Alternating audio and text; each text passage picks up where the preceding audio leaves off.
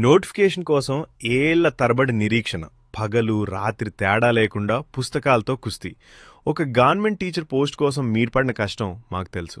కానీ ఆ పచ్చ కాగితం మీద సంతకం పెట్టాక ఆ కష్టం ఎందుకు కనుమరుగైపోతోంది?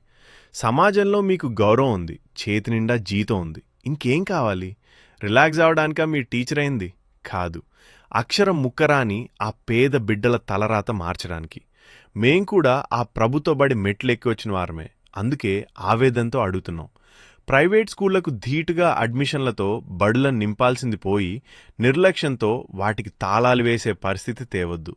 ప్రభుత్వం ఇస్తున్న ప్రతి రూపాయి సామాన్యుడి పన్ను డబ్బు. ఆ డబ్బుకు న్యాయం చేయండి.